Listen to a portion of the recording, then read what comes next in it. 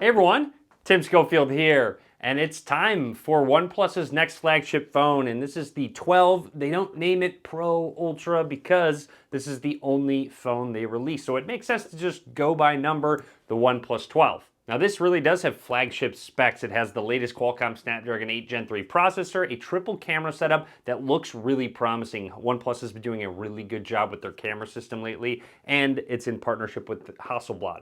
On top of that, you have a 1440p 120Hz AMOLED display. You have some new color options. I'm excited to see the emerald that they sent over. But anyways, we're going to take a quick look what comes in the box of the 12 and then of course get some hands-on with this new flagship from OnePlus.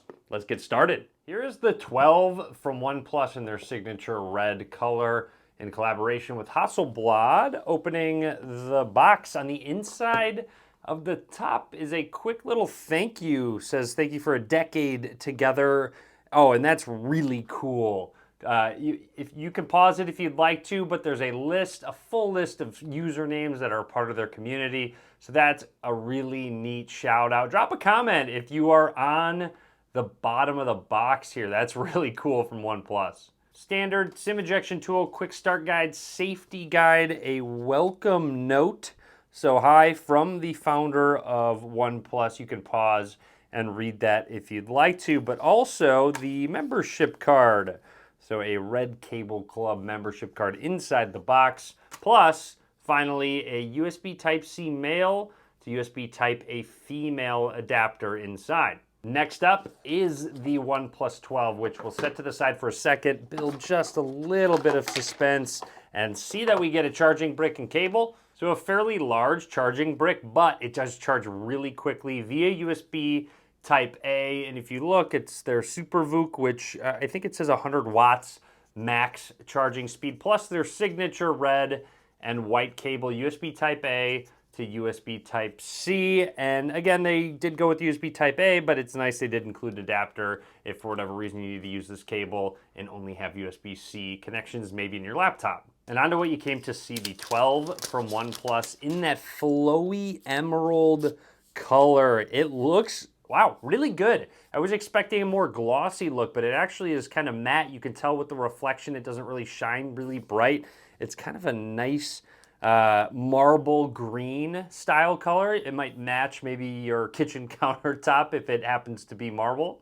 I have to say it's really unique and I like it quite a bit. So we are going to power on the OnePlus 12 for the first time, and while this phone boots up, we're going to take a closer look at the overall hardware. Down at the bottom is our SIM card slot microphone, USB Type-C port, and one of the speakers. Moving along.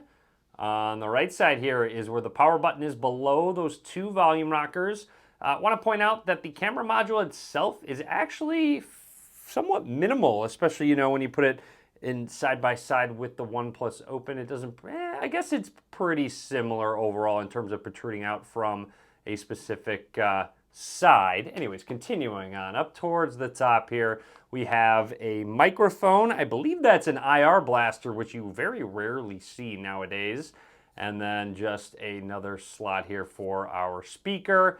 And then let's flip it over, taking a close look at that emerald color with the OnePlus logo. And here is our camera system. I'm really excited to take some pictures with this camera system. OnePlus has made their cameras better and better every year. So the main sensor is a 50 megapixel. Their periscope telephoto lens is 64 megapixels, up to 3 times optically. However, the 6 times zoom should also be equally high quality. And then the ultra wide angle lens is 48 megapixel, all in partnership with Hasselblad. I almost forgot the left side here because it's really important. They have the alert slider, which they did do away with one of the years, but they've had it back for a little while now. It has a good amount of texture, and this will go from silent to vibrate to ring. And it's always great, gives you a little bit of vibration feedback while you're switching it.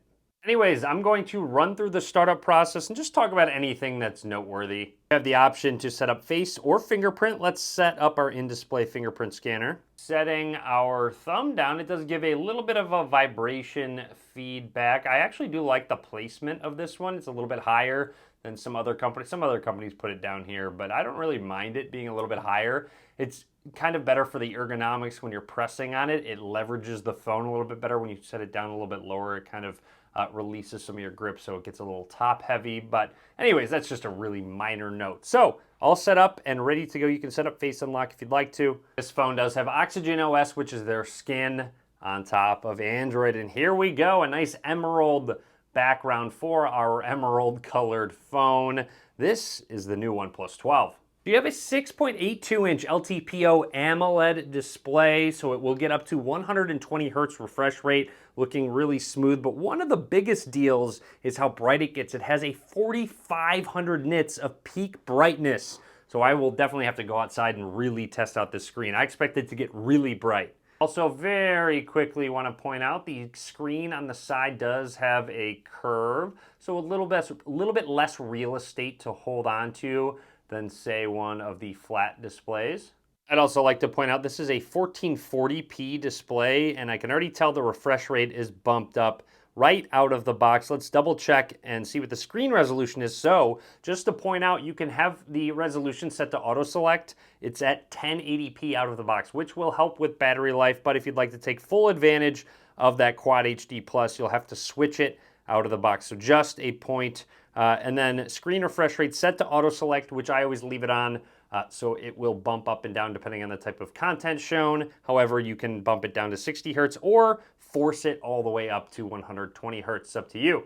Also, very quickly, there is a pre-installed screen protector. I highly recommend just leaving this on, but peeled it off just for your satisfaction and mine. Very quickly, let's test out that in-display fingerprint scanner. There are some subtle vibrations that feel really nice, very crisp overall, and then with the display off, setting our thumb down, you don't need to turn the screen on. If you do tap it, or you'll see here, there is an always on display, so it'll let you know where to set your thumb. So very quick and accurate. Putting up the camera application for the first time, you can add the exclusive Hasselblad watermark. You can have that on or off when you take your pictures. That's up to you. And then just snapping a couple quick pictures just to see the shutter speed. Seems to be really quick. Obviously, you go to that ultra wide angle lens, same result. Some other modes I'd like to point out. First of all, in video mode, you can shoot all the way up to 8K at 24 frames per second or 4K 60 frames per second. There is that pro mode, so you can really customize your shot. Jumping through though, again, in photo, that 3X is an optical zoom, and then that 6X, at least the 6X on the OnePlus Open was exceptional as well. So I expect very similar, really good results out of the 6X in the 12. Of course, you have your portrait mode. However, there is a Hasselblad tuning for the effect, the bokeh effect in the background between the lens. So the 1X, the 2X, and the 3X will take on a lens sort of effect in the backdrop. So when you do take the portrait mode, the background you'll see is more blurred here. It'll just depend on the specific zoom lens that you use. And then going into more, here's just a quick look at the other camera features you can take advantage of. And finally, going back into settings, just want to point out a few different things you can really customize it with wallpapers and style. They're always on display, icons, fonts, colors, fingerprint animation, edge lighting. There's just a lot of different ways to customize your phone. You even have some special features like split view, flexible window, quick return, quick launch. So this one I really like actually. Quick launch is fun because you can press and hold, and then let's say you want a quick shortcut. I'm just gonna pick one. Let's go to new conversation, okay? So now when I go to my fingerprint scanner, I set it down and hold, and while I hold, it will bring up those shortcuts that I have. Apparently I need to save it, but right now the assistant is there out of the box. So when you set it down, you just keep holding, and then you can quickly jump to, I think it was 5 shortcuts that you can customize. And finally, going into additional settings, you have a lot more like gestures and motions, screen off gestures, swipe with 3 fingers to take a screenshot there. Oh, that actually worked as it should. Air gestures, even raise to wake. So there's a ton of settings to dive into that are all really useful. When holding the phone with your left hand, the alert slider sits just above your left thumb, I guess depending on the size of your hands, but it really doesn't get in the way. You kind of have to reach up to switch to the different modes, but I do really like having this switch. Just about one of the only phones that has a slider like this. But anyways, that is everything I wanted to talk about for now with the OnePlus 12. More content coming soon, so be sure to click that subscribe button and drop a comment. Let me know what you think about the latest flagship from OnePlus. I'm really excited to try this out with all of the latest flagship specs. Again, be sure to give this video a thumbs up, and as always, thanks for watching.